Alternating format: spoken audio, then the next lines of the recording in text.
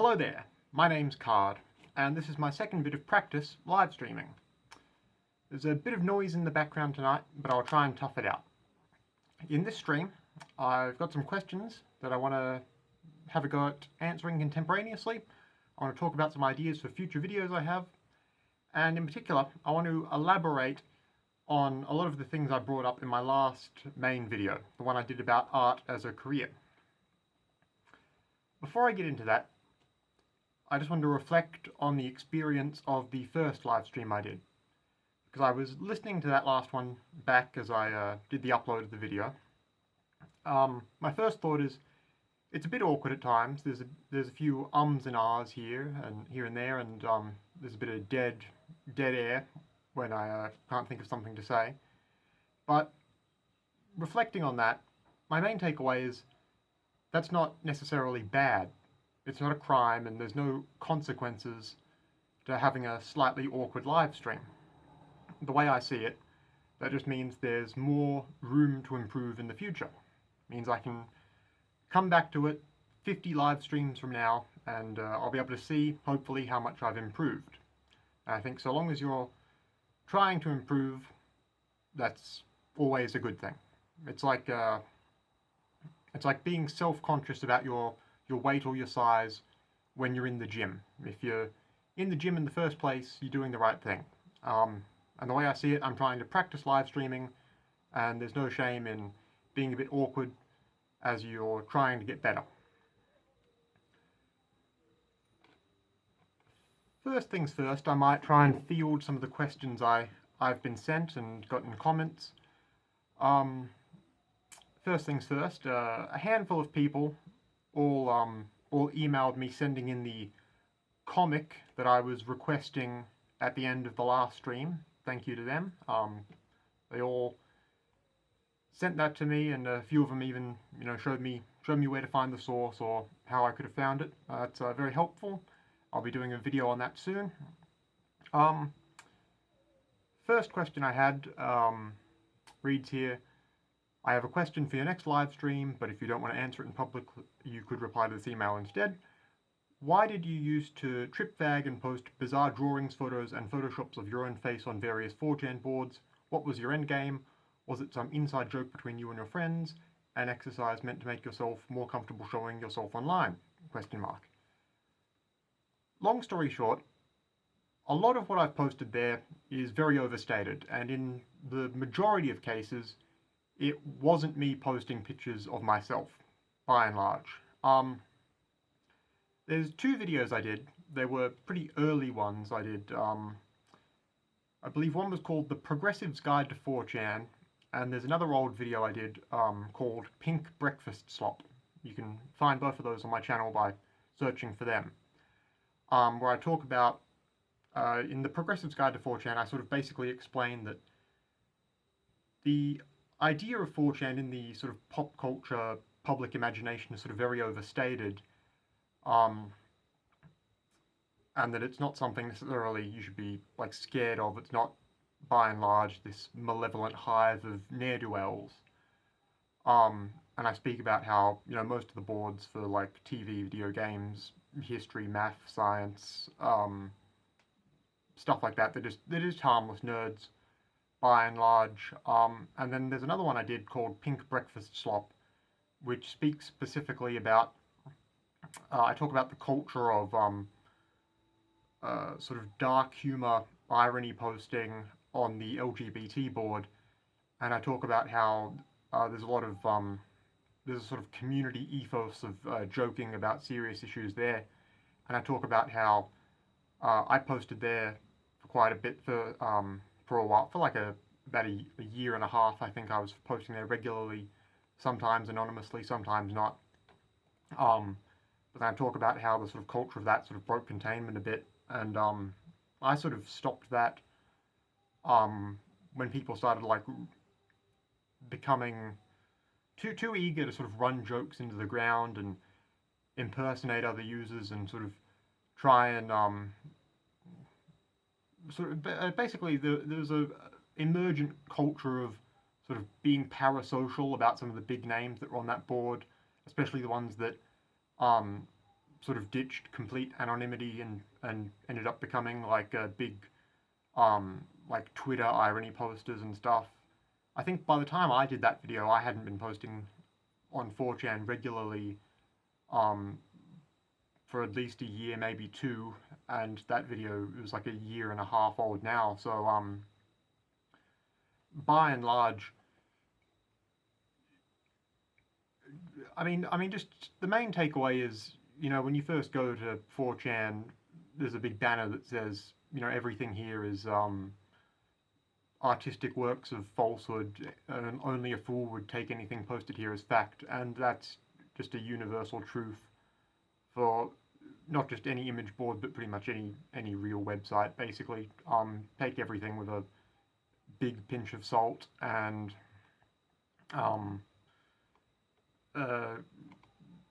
don't get obsessive about people. I had someone else email me something similar.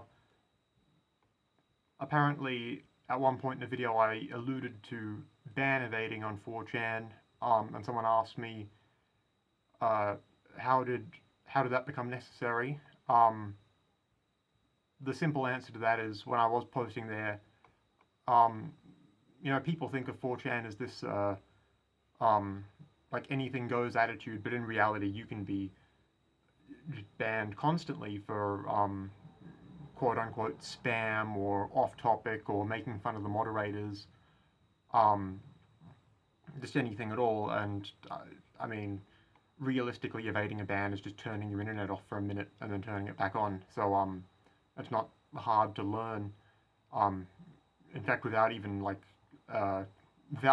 going through the very minor inconvenience of Googling the phrase how to ban evade on 4chan, you could probably just intuit it once you realize it's just going off your, IP address or internet or whatever. However it is, just reset your router, it fixes it. I had someone else email me asking about the clothes I used to make that I would sort of post. That's something I'd like to do a video in full on in the future, perhaps the near future if there's immediate interest. I'd have a lot of pictures I took at the time I could use, because I always document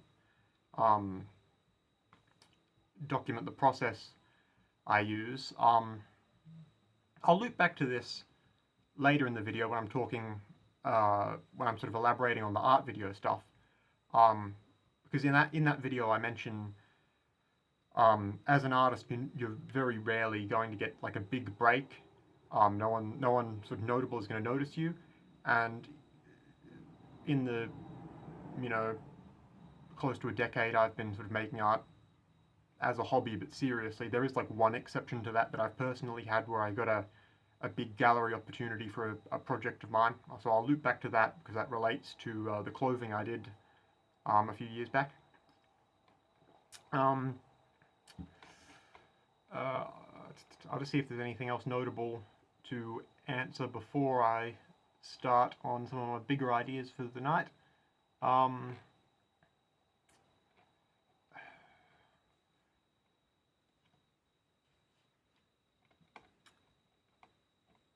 Apologies. I'll just jump into the art video topics. If anyone's inexplicably watching this either live or when it'll be uploaded as a recording in the days to come, I would highly recommend going back one or two videos of mine to watch the how to make. It's a video called "How to Make like $1,000 plus a day as an artist," and that video is basically what it says on the tin there. It's about talking about art as a potential career. I really like that video. Like I said, I think that's one I'll sort of stand by for a long while, thinking it's good. I'm very proud, very sort of happy with how that came out as well, because sort of as an extension of trying to get better at speaking extemporaneously, fairly large chunks of that video were sort of improvised in a sort of way. I just sort of had, rather than exact wording on the teleprompter script, I had basically just in caps, in brackets, just like speak about this for like a minute, and it was just um, stuff I had on the sort of props table to a side of me for that video, where I was talking about getting better at the process of like painting shells. Just go and watch it, and you'll see all the context you need to understand this live stream. But the main thing I talked about in that video was just stuff like, if you want to successfully make money doing quote-unquote art, one of the simplest things you can do is just like paint a lot of small things like this rock with a bug on it, a good example. Just stuff like that that's like small, easy to do. Is another one I could have held up in the video. It's like a rock with a little nighttime landscape on it, same sort of thing. Or just a rock with a sort of face on there. This is just sort of the stuff I was talking about for a good chunk of that video, is just my experience sort of doing hawking art on the street like that, and how that's sort of very simple and easy to do. And if you want to take it really seriously, you can basically set up like a big production line in your house, in your apartment, wherever you may be. And the main takeaway of that is just, if you want to generate money, the simplest thing to do is paint bugs on rocks or shells. I ended up there's a lot of stuff in that script towards the end that I ended up cutting a little bit for brevity and sort of straying from what I was planning on doing. And there's one cut in the video where some of the shells that I had on the props table, they just weren't there. I went to grab them and they weren't there, and I realized after a couple minutes of looking, they must have fallen on the floor for a bit. So that's why there's a cut in the video towards the end. There's a couple other things, like when I mentioned the coffee tin. I have a coffee tin in this room, but I didn't put it on the table. I forgot to. So I would have had that in shot. At one point towards the end of the video, I was going to talk about picking like wildflowers, or just growing your own, picking them, pressing them, and then you sort of just mount them on like black cardstock. I had a sheet of that set aside on the props table, and I guess that must have fallen down or blown away or something. I couldn't find it for the video, but luckily I had a whole pile of them right in front of me by coincidence, that I could reach to. I talk stuff like that. That's a little bit time intensive, pressing flowers and mounting them, but that's something you can do as a means to just something to sell. I talk about if you can get some like thick white cardstock, or you use the white canvas squares. Again, go back and watch that video if you need context for this live stream, which you probably will, because I'm just going to talk. I'm just going to spend a lot of time basically doing director's cut behind the scenes for that video in this live stream. Not all of it necessarily, but a good chunk of it, because I had a lot of interest in that, I think, and it's just something I want to talk about. Mushroom spore prints, that's pretty popular and pretty unique. You don't see anyone else doing that, and you get some really good designs. Process is simple. You basically just find a mushroom. Be careful what you're doing when you go out picking mushrooms, of course. Don't, wash your hands. Don't eat anything you can't recognize, and you probably shouldn't eat anything you do think you can recognize, because you probably actually can't. But you just essentially just take a mushroom, snap the stem off, and leave it sort of gills down on a high contrast surface, like overnight. Lift it up and you get a print of the underside, essentially. That's a nice thing people like. I talked about if you can get like essentially a knife, or a good like sort of artisan's wood cutting knife, or like a Dremel. You can do wood block printing, and if you get some like white cardstock, you can do postcards with wood block printing, or lino printing, where you sort of carve out the obverse of a design and stamp it with ink. That's pretty good. one thing I didn't mention that I could have is if you can get your hands on a badge maker, you know, for making like a little circular badges with sort of pins in the back. People like those. If you're doing, if you sort of know what crowd you're going for, if you can do like various pride flag designs, pronoun pins. Just, I mean, if you really want to go incredibly low effort, you can always find designs online if you're simply looking to make a quick buck. But you know, if you make your own design, it's going to be unique and it's going to feel a little more above board, and you can feel a little bit more artistic integrity. Make your own designs with badges. If you can either get a badge maker online, buy them online. I haven't seen anywhere in real life that sells them, but I'm sure there's somewhere. Or if you have access to facilities that will let you use them. It's a pretty simple process. A badge is simply like four parts. There's essentially like a circular back that has the pin in it. Then there's a metal disc. Then you print or draw your design onto paper, cut that paper out into a circle that's slightly bigger than the badge will be, and then you put a plastic sheet over it. Then you put those all in a big machine that looks like a clamp, and you pull a lever down, and it spits out a finished badge. It's very simple once you know how to use them.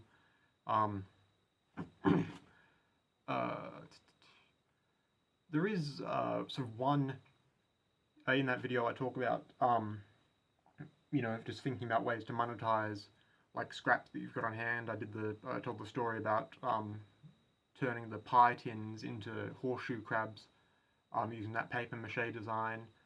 The cheapest thing I've ever seen that sort of approach work with is one time I had a friend who went to like a big like office supply store, you know, big sort of warehouse stationery store. Bought a big box of just like the cheapest biro pens, just like real cheapo, you know, the ink stick in a clear plastic tube, that sort of thing. Bought a big box of those, like, you know, 100 for a couple of dollars. And they take this box of pens, and later that same day, it's like the weekend. We've got like a, you know, small campfire, bonfire type like a evening outdoor barbecue type thing. And they, towards the end of the night, they just put the box of pens in the sort of dying remains of the bonfire, leaves it there for a couple minutes, and pulls it out with a rake, dumps some water on it. You know, sort of scrape the charred remains of the thin cardboard box away, and you know, pretty much all these cheap plastic pens have melted to some degree, like right in the middle. So you get sort of, you know, in most cases the sort of the writing tip of the pen is still perfectly intact, but then in the middle and towards the end it's all sort of melty and all warped out of shape with the heat. And then they just sold those for in the pay what you will model on a street corner or at like a arts festival or something, and that's got to be immense profit ratio, I'd think. But that's sort of an outstanding example of the principle I was talking about in that video that I saw.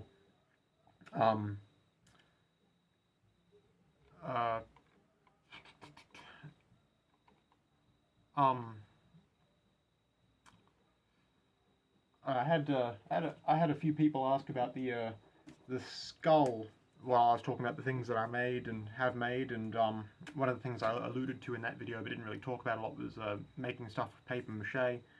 People have been asking about the skull. The skull is still around. It just hasn't been visible in the back of the shot for most of the time. It's just been off to the side. That's something I did as a paper mache design, but that wasn't a for sale.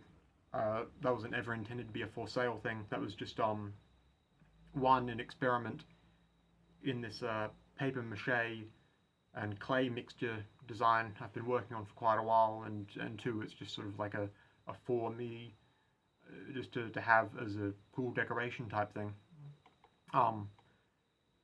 And that's something else I wanted to talk about, just looking for things to talk about extemporaneously. I've been working for quite some time. Uh, I've wanted to make for quite some time big statues, but I've been wondering about how best to do it. I've got some plans for the future, but like a really big, like human-sized, and it's got me thinking because if you want to get, I mean, what resources would even be out there for that? A medium I'd be familiar with is clay. I don't even know if you could work with like, standard sort of potter's modeling clay at that sort of scale and it'd still work. I don't have access to a kiln that'd be big enough for that, so I've been trying to essentially make some sort of mixture that that'll sort of air dry at large scale. And one of the things I've been working on is essentially I've been taking just like raw, like clay, just real clay dug out of rivers and sort of trying to sort of mix it with stuff to get a sort of workable mixture going. And I will sort of do it like 40% clay, 40% either like sawdust or paper pulp, and then like 20% cement dust. Mix that in there. I've been making big batches of that, and I like try it out and see, does this hold? Can you sculpt it by hand easily? Does it come out smooth? Will it retain detail? What color is it? And will it take color? If you, sort of do it with acrylic or anything afterwards. And sort of how easy is it to make?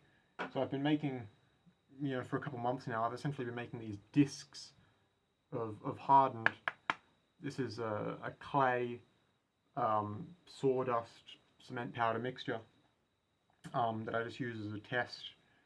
I've got like a bunch of those all made up to different mixtures. Some of them will just end up crumbling on you as soon as they sort of dry out, but some of them like this ends up being a decent final product that comes out okay, if a bit lumpy, and then I just sort of write on them in pencil, sort of around the edges. I write 2nd of February 2025, 40% sawdust, sort of on it, just to keep track. And that's something I want to do, and maybe towards the middle of the year I'll sort of reveal that, because I want to make that a sort of rare instance of doing a big art thing, and I want to do that. I want that to be like a big project that gets eyes on it, because it's something I've got ambitious plans for. That's another thing people are asking me about, and as I sort of make this sort of clay paper mache mixture, I sort of experiment with applying it to other media, other surfaces, using it in different forms. One of the things I was making a while back, I was experimenting with applying the mixture with like a mostly paper pulp and clay mixture, applying it to like thin metal. So this is it's been in the background of a lot of videos. It's a sort of Corinthian style, Greek style helmet that I did with that, just like a one-off experiment. I mean, it started as like a paint can, cut out the general shape, ear holes, fits. It's not an ideal shape. I couldn't really get the rounded top exactly how I'd want it, but you ended up getting sort of a sort of metal interior with this sort of clay faux patina look to it that I was kind of happy with. It came out a lot better than I was thinking it would be, because I didn't expect it would adhere to the metal of like a paint can all that well at all. But it's just a good experiment in will it stick to sort of a metal frame, and how easy can it curve around a surface. So then after I did the helmet, I found the same mixture I used in this, my most successful clay test disc. I figured that would probably take a curve pretty well as like 40% paper pulp, and I ended up making this sort of life-size this like sea turtle shell. Um, this all this is like a clay paper mache that I did. One as a test of sort of a large object, how much can it curve, and then seeing what sort of texture and what sort of finish it could get. It's got a sort of a I put a coating of something over the top of this, like a crackling mixture and some like PVA glue, and then I did the sort of lines in it as it was drying, just to see sort of how well it would take a texture, and that came out really good. And I ended up just putting doing some acrylic paint over the top as a test of how well it would take paint, and also just sort of look nice hanging up on a wall somewhere. But I feel like I've got a formula and a mixture that sort of works and will take form. And so later this year, I'd like to do a really big project with that sort of mixture. And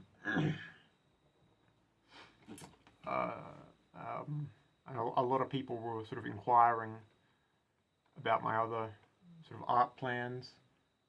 Well, I've got it here. Here's something else I've been sort of experimenting with. This a little wooden clog. I've been painting this sort of recently, doing layers of acrylic as well as a fancier paint on this, but this was just it's a clog in a very traditional style. I've been trying to make a few of these out of sort of segments of tree that I had lying around, because I was doing a bit of logging around like November, December last year. Got all this sort of just drying out in a wood pile outside, put some aside for art purposes, and I've been trying to sort of have a go at like how well does it how well can you sort of carve it into a form while it's still got a bit of moisture to it, as well as sort of looking into ways you could essentially ways you could mechanize a carving process. I've sort of been thinking about using either a very large Dremel or like a drill press, and you need to get like whatever you sort of setup you're going for, you need two of something side by side, and then essentially putting like a dummy bit in a Dremel or a drill, and then having them sort of connected by some sort of mechanical like rod system on top, and then essentially you'd be making a sort of a larger version of a key cutting machine. The way if you've seen one of those, the way they work is you put a pre-existing key you want copied in one side, and then a blank key of the same type, same sort of general shape, in the other side, and then you sort of on the pre-existing key you sort of essentially guide a dummy, essentially like a dummy drill bit down along the ridges of the key, which moves identically a parallel drilling setup that cuts the shape out of the blank key and reproduces the pre-existing key. If you've seen that, you could probably Google it for a sort of more precise version. But I was wondering, would there be any way of making a device that could essentially hold foot-long logs like that, and then you would sort of move a guide. You would have a couple guides that would come down to that level, and sort of trace the silhouette from like two or more angles on a clog, and then carve it out of a pre-existing thing that you would hold in essentially the same sort of clamp as on a lathe. But I feel like I could do it if push came to shove. I could assemble that, but it's not a huge priority. I don't know if I'd have the parts for it probably, but it's not a huge priority. Something else I'll allude to while I'm on the topic of art projects that people seem so interested in. when I was sort of at the peak of my art career, you could call it, one of the main things I did, the big break I got is I started out. So long story short, for a while I was just every time I was walking around the city I lived in, I would see a lot of tape, uh, tape lying around. Like caution tape and like this sort of stuff, like this wet paint, or like caution, or just sort of private businesses cordoning off construction sites, stuff like that. I've got a couple rolls of it here. This one is essentially like a police do not approach tape. You just, if you see this, you can just take it, or just find it in like the bins outside cop shops. But I have a lot of rolls of this, of all different designs.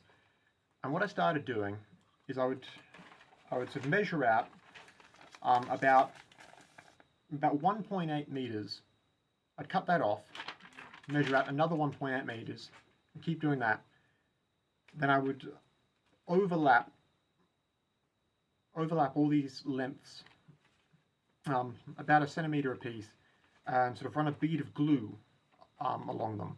So what you end up with is like a big sheet of your tape of choice, and then I'd essentially treat that sheet as fabric, and then I was using that, and then I just had a bunch of like templates made out of like cardstock that I was using to make neckties and waistcoats out of a fabric made out of tape. And I did a few of those. I did like I'll do a video. I'd like to do a video on this in the near future. I think there might be interest judging from some of the responses to the art video. But I did a bunch of neckties like that, and people really liked them. And I got in just by like happenstance. I'd gotten a chance to sort of get one of many small spots at a small indie gallery. It was just like, we will take any artist with any medium in any project, and one of the things I put in my small amount of wall space was one of these neckties, and that got noticed by like high society, serious gallery owner who was like, "Wow, that's fantastic. Do you do this regularly? Do you have more?" And I was like, "I could do more." So then I got sort of the biggest exhibition I ever got is they asked me, "Could you do a lot of that?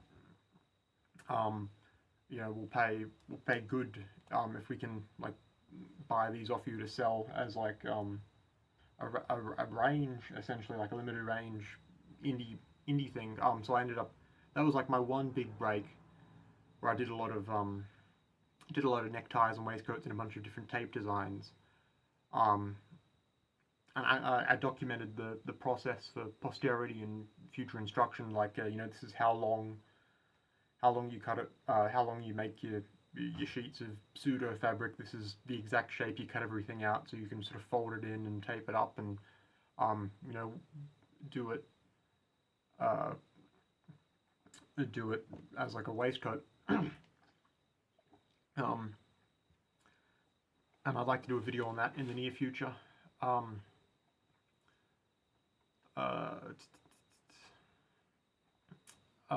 had some people emailing me asking me how I knew all this sort of art stuff. That's pretty simple. It's mainly just something I sort of grew up learning in general. It's just sort of a family skill that was always sort of hanging around. It was a lot of making stuff. My dad and my whole dad's side of the family, for decades, were all practical, like make stuff careers. They did a lot of, they were in like a television production, movie production, community theatre, like magic. They started in the UK as sort of like a family company type setup. and just sort of like freelanced as a group, with like a wide range of skills in like woodworking, metalworking, leatherworking, range of mediums, and just did a lot of like movies, TV shows, stuff like that. I don't know the full history of it, but I think at one point they were making Daleks for Doctor Who. One of my uncles did a lot of swords for like fantasy movies, and armor for like fantasy and history movies. My dad did a lot of clothes making, shoe making, key cutting, engraving, and like as soon as I was old enough to, I sort of learned all that. I made the boots I'm currently wearing. I made these when I was 15. I was sort of taught as soon as I was old enough to know how to. I was like taught, here's how you make shoes. Here's how you use the engraving machine. Here's all the tools that we've got. You should know how to use them, and it's a good skill to know. And I made those. I made these at like age 15, a decade ago now, and they're pretty scuffed and they're pretty messed up, and I keep spilling stuff on them, and they're sort of worn down. But in spite of that, they're still good, and they're still going. So I reckon they're getting worn out, but it's better to be worn out than wearing out is a sign that you're persisting rather than falling apart entirely. And if like I've got a lot of other boots I've made, as well as other articles of clothing I've made, and if need be, I can just fix them myself because I have that skill. And I think in general, really, whoever you are, you should like aspire to know how to make stuff, and make like essentials like clothing and footwear. In a way, if you want to tie that to a political critique, if you hear a leftist say,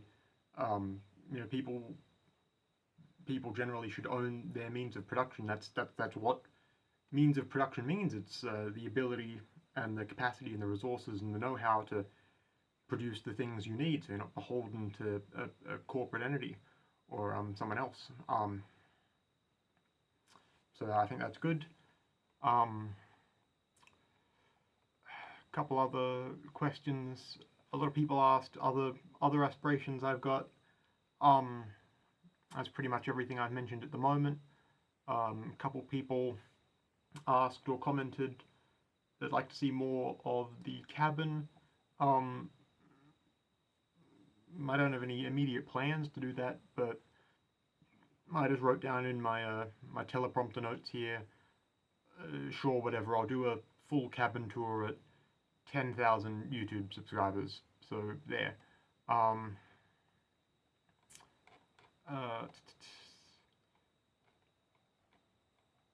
Any other questions in particular? That's about all the questions I've got, I think, and I've sort of talked about everything I sort of wanted to add on the art video. I had a couple thoughts while I was wondering whether or not to make the art as a career video at the time I did. I had a couple other ideas for things I could do, just to space out videos in between, like dog whistles and sort of main video essay content. One of the thoughts I noticed that PhilosophyTube just released a video about Nietzsche that all the YouTube people who consider themselves intellectuals who have opinions about Nietzsche apparently don't like it. If I was purely chasing the algorithm and trying to jump on the hot buzzword trend, I would have done a video just taking the contrarian position to all them and saying it was good. But I decided not to do that, so I haven't bothered actually watching that video or much of the responses to it yet. What I imagine the situation will be, and this is basically pure speculation, but I imagine PhilosophyTube will have, in the eyes of many oversimplified Nietzsche, and I guess people are just going to be mad about that. If I was going to be contrarian, I would just say it's arguably the most Nietzschean thing you could do would just be to assert something baselessly and then walk away without caring that people might get mad. I thought that'd be a funny take, but I ended up just, I wouldn't do a video on something if my heart's not in it. But yeah, I just the last couple of days I preferred to do the art video. I've had doing that sort of video on my mind for a while. I saw that Harmful Opinions watched it and liked it by all accounts. That's good.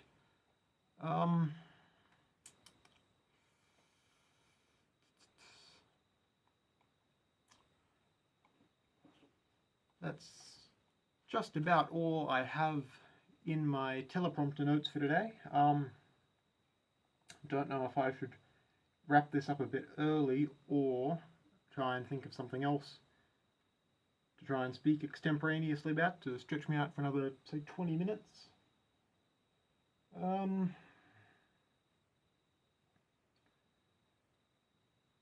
No, I think failing that I might end up wrapping it up here.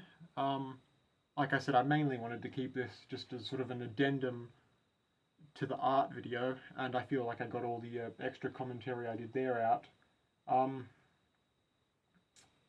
My main thought about that is a lot of people watch that and in the comments sort of leave a sort of comment or feedback saying they like what they hear. It's a good idea. Here's a thought of mine. I really highly doubt anyone will follow through with attempting the sort of method and the sort of career trajectory that I sort of outline in that video, even though I basically spoon feed you what I would call a recipe for success. And I think that's just I don't want to say it's a lack of a sort of lack of work ethic, because that's sort of a line of rhetoric that gets thrown around by a lot of reactionary types, where it's not really necessary. But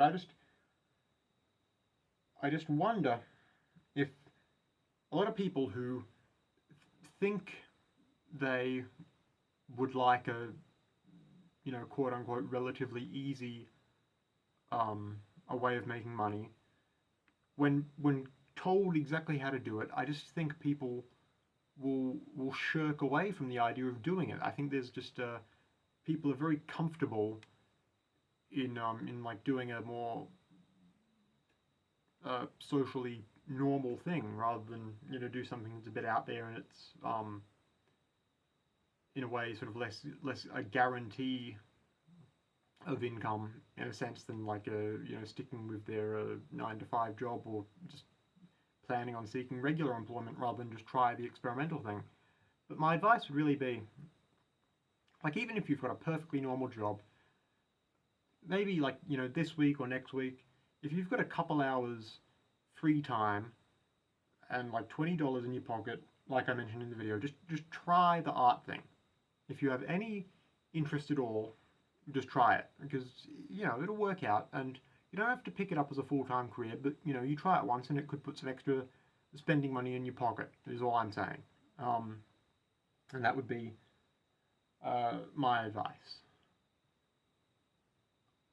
I think that's pretty decent final thought to end the live stream on, so I will cut that off there. If there's any other questions you'd like me to answer in particular, feel free to leave them in the comments below when this is uploaded as a recorded video. I hope I answered everyone's concerns. I answered everyone's questions people had from the art video. I mentioned everything I wanted to add to that video. I showed the skull. It's still here. People always ask about the skull.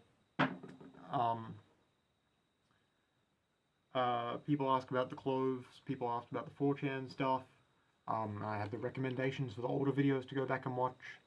So yeah, if there's anything else you'd like to hear about from me in the next next live stream, or if going forward I use the live stream as sort of just as like a weekly addendum to whichever videos I've done recently, that could be a good idea, and it would give me something to talk about, and it would be a way of making me feel like I didn't have to cram every video with every idea. I could always, leave some behind the scenes or some additional stuff to talk about just for the loose, weird thoughts afterwards. Plus, people that are interested in it would always have the option to stick around. But let me know if you think that closer to 45 minutes is better for the sake of listening than the sort of hour and a half I did the first time.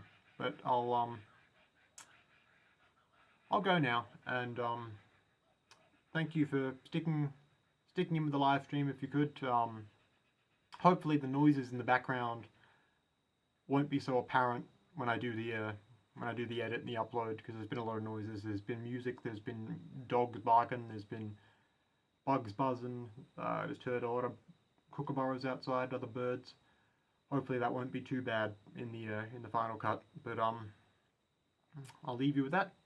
Once again, my name's Card. If you want to hear more from me, feel free to take a look at the other live stream, or just take a look at my other video essays. Either way, goodbye for now, and have a lovely day.